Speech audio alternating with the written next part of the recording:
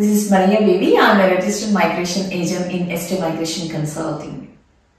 These days we were listening and reading a lot about the free trade agreement between India and Australia. Of course, it's a great news because it enhances both the economy.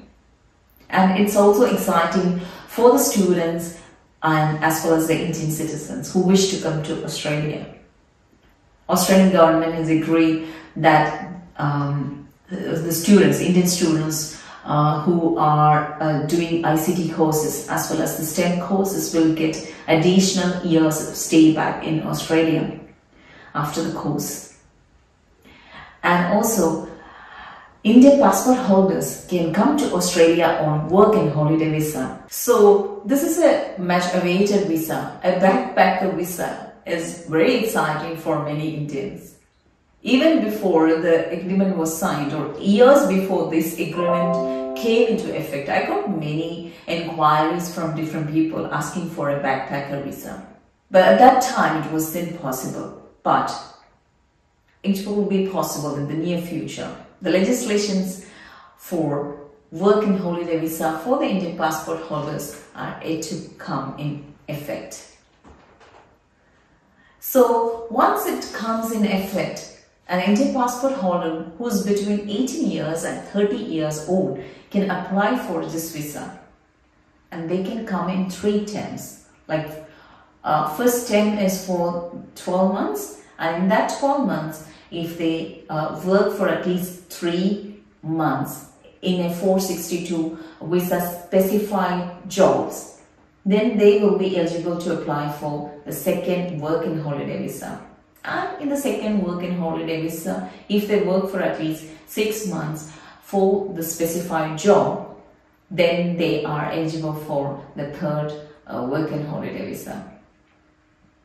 Again, there are many criteria like your qualification, your basic qualification, your functional English. You must prove functional English through different English tests like IELTS or Cambridge Advanced English or TOEFL or PTE.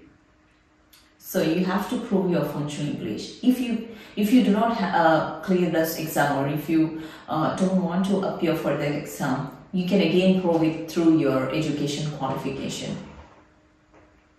If you have at least studied at least 3 years like post-secondary or tertiary qualification and where the medium of instruction was in English, then you can prove functional English.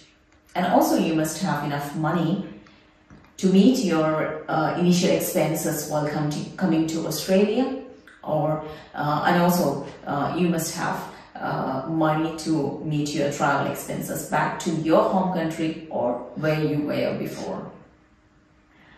So these are the criteria, and you must be a bit crazy about the thumbnail which I have given under this video, because as I said before, even before this agreement came into effect, years before this agreement was signed, I got many calls from different people asking about backpacker visa. And I would like to discuss about a phone call which I received in December 2021. This was from a person who gave around 100,000 Indian rupees or 1 lakh Indian rupees to his friend's uncle, who is running a farm in Australia, and he is giving employment for different people like in India. For that, he already paid 1 lakh Indian rupees in December, where there was no agreement, no legislation. Even now, the legislation is yet to come.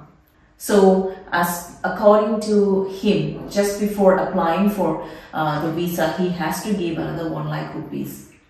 And also, they have organized some fake visa medicals in one of the hospitals in New Delhi as well. So, when there was no rule at all, people, took money from others. Now there is an agreement, and it must be easier for somebody who is trying to take money from others illegally. So be cautious, because this visa is supposed to give agreed to give for 1,000 people in a year.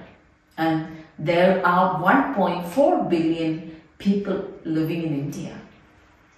And before giving the money to an agent, a fake agent, or who gives fake promise, please think, can you be that 1 in 1,000 among this 1.4 billion people?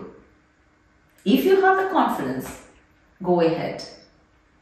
But if you think like this is this is a scam, please be cautious whether they are taking money from me unnecessarily, whether I need a person in Australia, a farm owner, to sponsor me for this. Should I give money to that person?